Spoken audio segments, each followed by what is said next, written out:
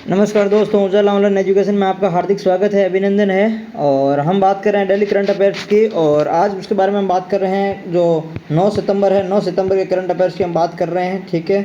8 सितंबर तक हमने कंप्लीट बात कर ली है, और जो वीकली करंट अफेयर्स है उसके बारे में हमने कंप्लीट बात कर ली है। 2 से 7 सितंबर का जो वीकली करंट अफेयर था उसके बारे में भी हमने कंप्लीट बात कर ली है, MCQs प्लस वन लाइनर। तो वो वीडियो भी अपने प्ले लिस्ट में पड़ा है, आप जाकर के देख सकते हो, ठीक है।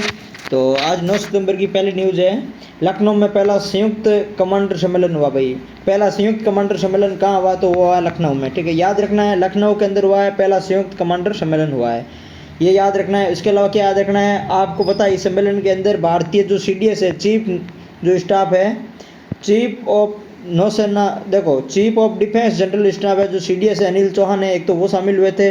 थल सेना अध्यक्ष है कौन? उपेंद्र द्विवेदी, वो शामिल हुए थे। और नौसेना स्टाफ के एडमिरल दिनेश कुमार त्रिपाठी ये भी शामिल हुए थे, ठीक है। और वायुसेना के प्रमुख एयर चीफ मार्शल विवेक राम चौधरी वो भी इसमें शामिल हुए। रक्षा सचिव गिरधर अरमन है, तो ये इन सभी लोगों ने शामिल हुए हैं। हालांकि ये जो सब लोग शामिल हुए वो अपने को याद नहीं रखना, अपने को ये याद रखना कि CDS कौन है, तो अनिल चौहान है। क्या याद रखोगे भाई? CDS कौन है, तो CDS आप कहोगे सर अनिल चौहान है, वो CDS है। थल सेना अध्यक्ष कौन है? उपेंद्र द्विवेदी है साहब। नौसेना के कौन है? तो एडमिरल दिनेश कुमार त्रिपाठी है। और वायुसेना प्रमुख कौन है? तो विवेक राम चौधरी है। ये सारी चीज़ें हैं वो आपको ध्यान रखनी है, 4 चीज़ें आपको इसमें ध्यान रखनी है। पहला जो संयुक्त कमांडर सम्मेलन कहाँ हुआ है? वो लखनऊ में हुआ, ठीक है।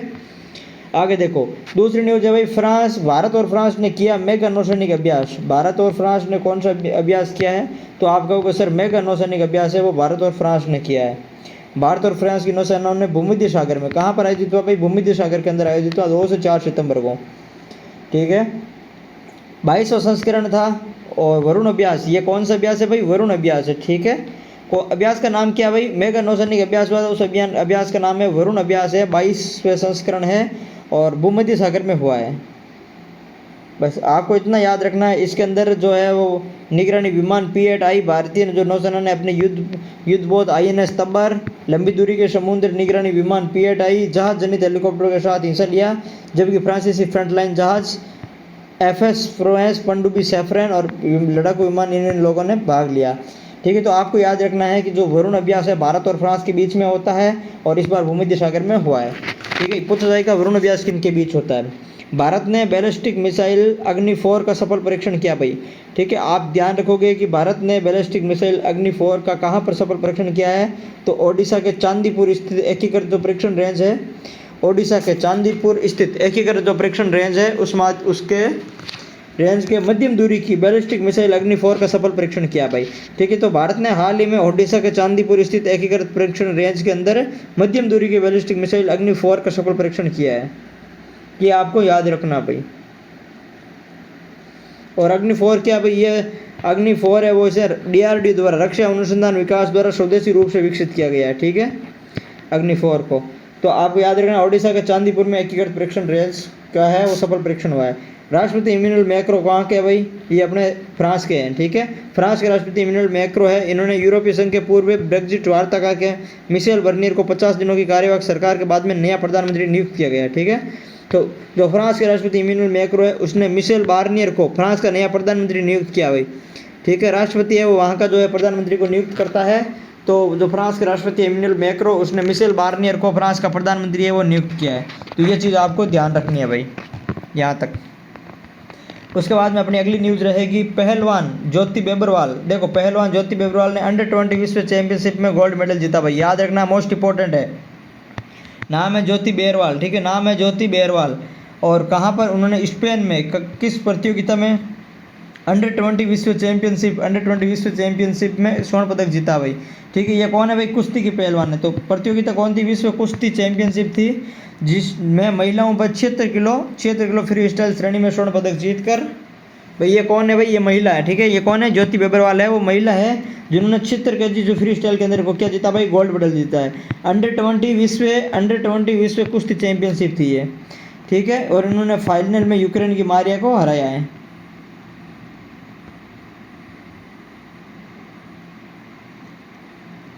चलो अगला देखो, पेरिस पैरालंपिक का 9वां दिन था। प्रवीण कुमार ने पुरुषों की ऊंची कूद T64 स्पर्धा में फाइनल में भाई गोल्ड मेडल जीता, ठीक है।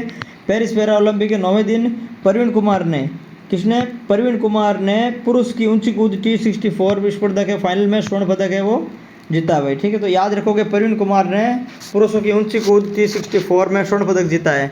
ठीक है, तो इसका मतलब है कि ये किससे संबंधित है भाई, ये अपने ऊंची कूद से संबंधित है। कैटेगरी है T64, प्रवीण कुमार है नाम, और इसने क्या जीता भाई, पेरिस पैरा ओलंपिक के अंदर गोल्ड मेडल जीता है, ये ध्यान रखना। ठीक है, यहाँ तक ध्यान रखिए। उसके बाद में आप क्या याद रखोगे, अंतर्राष्ट्रीय साक्षरता दिवस 2024, अंतर्राष्ट्रीय साक्षरता दिवस 2024 हर साल है वो 8 सितंबर को मनाया जाता है भाई। ठीक है, याद रखना, अंतर्राष्ट्रीय साक्षरता दिवस हर साल 8 सितंबर को मनाया जाता है। इतनी चीज़ें वो आपको याद रखनी है भाई।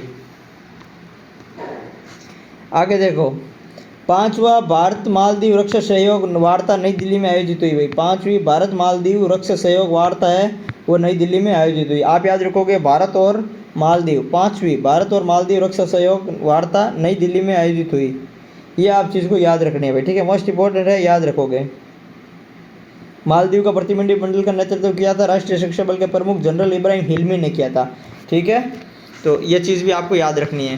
तो आज की जो अपनी को 9 सितंबर की जो प्रमुख न्यूज़ थी वो अपने कंप्लीट हो चुकी है।